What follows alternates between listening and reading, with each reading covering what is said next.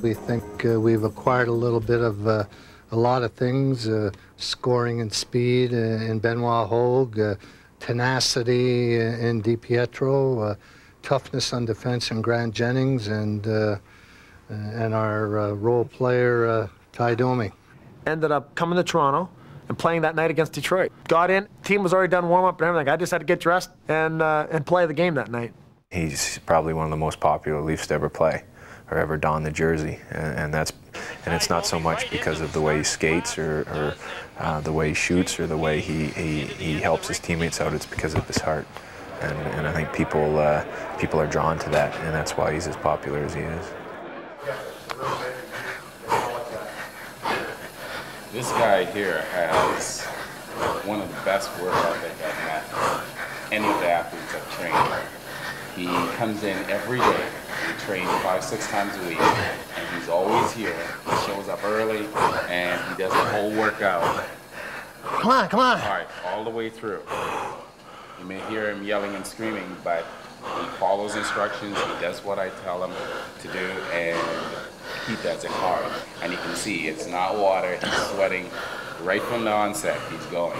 So I've trained a lot of athletes, and he comes in, he knows what his ability is, and I try to get him to do above that every single time. And as you can see, no one else is here at this time. He's always here early. So it shows, and he's ahead of schedule, as I said before. He works hard every single day he comes in. He's not a big man, but he's very powerful. And he works at his conditioning, and he's gravity low. So he's going to come at you, and he's going to throw all force at you. We do this for more sport-specific movement.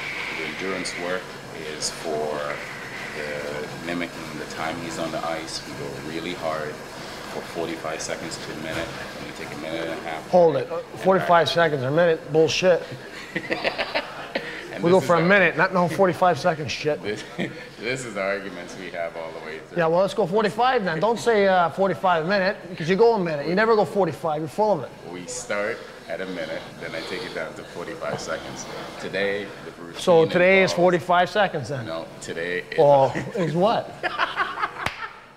Did he just say, did you hear him say that? It's both. We start with a minute. At 16 minutes into it, we go down to 45 seconds. He's an excellent skater. He's very fast. He can get in. He can forecheck, and he's strong. And I think that's the biggest misconception as far as people see him. And he says he's 5'10". I'd say he's about 5'8". But he's certainly got to be one of the top 3 or 4 strongest guys in the league. The easiest thing is to get there, but the toughest thing is to stay there. Because these guys wanting your job every year. New guys coming in every year, and they're working hard. You got to work just as hard, if not harder. And I've learned that, and right now I feel really good. And obviously, I'm older, and obviously smarter and wiser. But I think eventually, down the road, I'm going to say to myself, you know what? I did what it took to be the best athlete I can. And at the peak of my career and at the prime of my career, and you know, I'm not ashamed of it. And, you know, whatever happens, and obviously the goal is to win a Stanley Cup, and this is part of winning a Stanley Cup. It's training in the summer and getting prepared. He can play the game, as you've seen. He can shoot the puck. He's got a great shot. Wish he'd shoot more. He can make plays, and he's the best body checker on the Toronto Maple Leafs.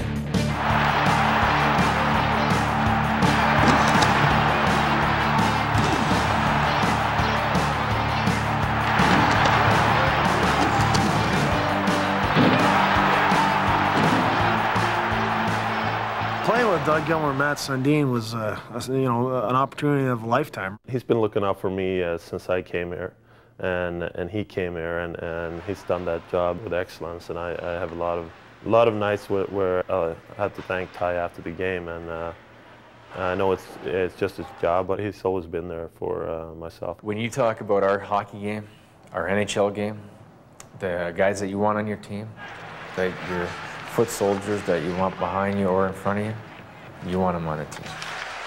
There isn't a teammate that he wouldn't be willing to back up, and by the same token, he gives it his all. He knows that in this career we have a very short window, and he'd love nothing more than to win a Stanley Cup. And that type of effort, that type of commitment, that's what it takes to succeed, and he's an ideal teammate.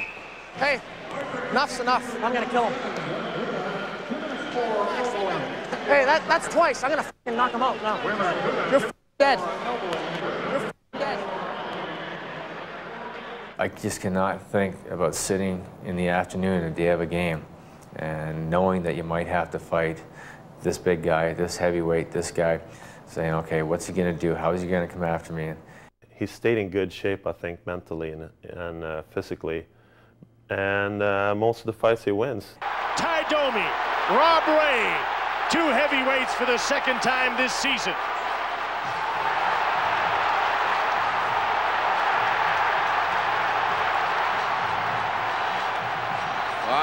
What Ty has done for us in New York, and obviously has done so well in Toronto for the last 8 years or 9 years, that he's given the team respect, and they know that if they mess with the players on his team, never mind whether it's Matt Sundin or anybody on the team, that they're going to eventually have to deal with Ty.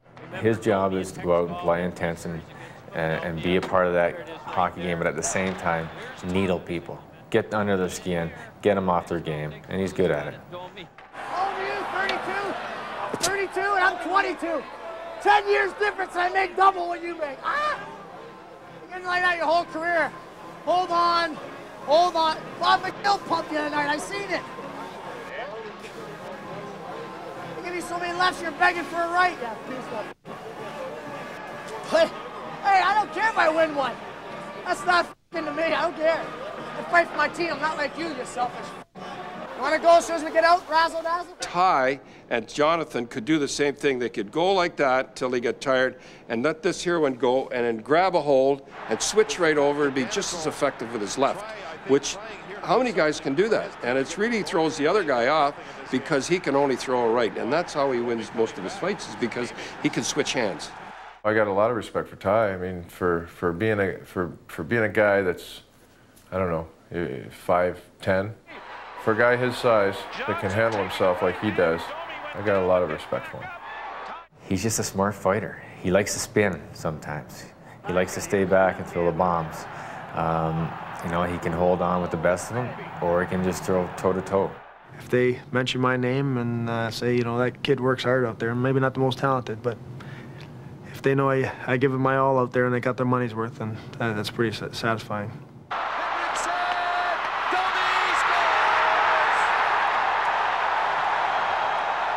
Matt's and I are the only guys left in Toronto now since we both got here, and then 7 years later. So we've seen a lot of teammates come and go, and I just always try to make everybody feel comfortable and welcome in Toronto. And you know, it's been a great ride, and I know it's not stopping yet, but it's a special thing being a Maple Leaf, and you wear that shirt with a lot of pride and a lot of history. There's not a day that goes by that I don't kiss my lucky charms being a Maple Leaf for so long.